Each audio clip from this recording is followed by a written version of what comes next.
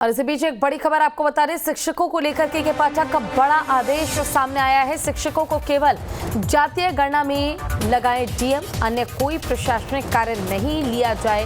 वहीं शिक्षकों की प्रतिनियुक्ति करते समय रखे ध्यान, सभी जिलाधिकारियों को दिया गया आदेश, विद्यालय पूरी तरह से शिक्षकों से खाली ना हो।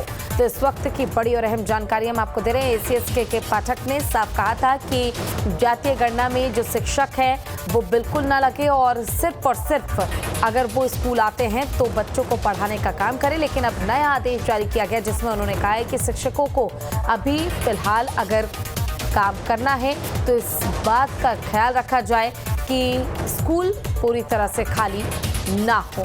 शिक्षकों की प्रतिनियुक्ति करते समय इस बात का ध्यान रखा जाए। सभी जिलाधिकारियों को आदेश दिया गया, विद्यालय पूरी तरह से शिक्षकों से खाली ना हो, इस बात का पूरा ख्याल रखा जाए। तो इस वक्त की बड़ी और अहम जानकारी हम आपको दे रहे हैं। शिक्षकों को लेकर के पाठक ने नया आदेश दिया, शिक्षकों को केवल जातीय गणना में लगाए डीएम ने कहा है। ज्यादा जानकारी के लिए हमारे संवाददाता उत्कर्ष हमारे साथ जुड़ गए हैं। उत्कर्ष, एसीएस के पाठक ने अब नया फरमान जारी कर दिया। उन्होंने कहा है कि स्कूल पूरी तरह से खाली ना हो और साथ ही केवल गणना के काम में ही लगाया जाए शिक्षकों को। क्या आदेश दिया गया है वो विस्तार से जानना चाहूंगी।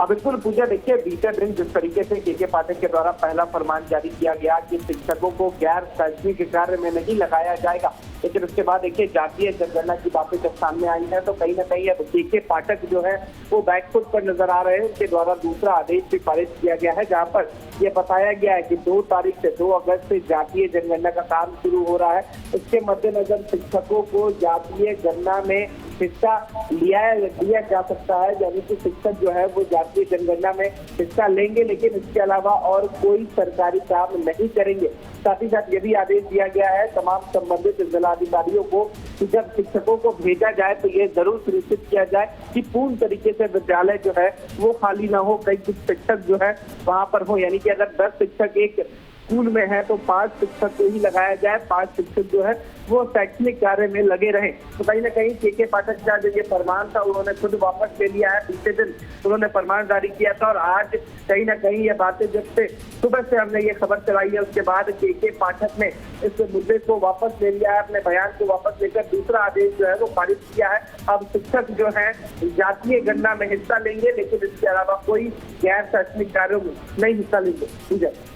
बिल्कुल, देखिए और साथ ही ये भी कहा गया है कि किसी और काम में जो शिक्षक है वो बिल्कुल न लगे और इस बात का भी ख्याल रखा जाए कि अगर आधे शिक्षक जातीय गणना में बिजी हैं तो कुछ शिक्षक स्कूल में भी मौजूद रहें। उत्कर्ष, बहुत बहुत शुक्रिया आपका इस तमाम जानकारी के लिए।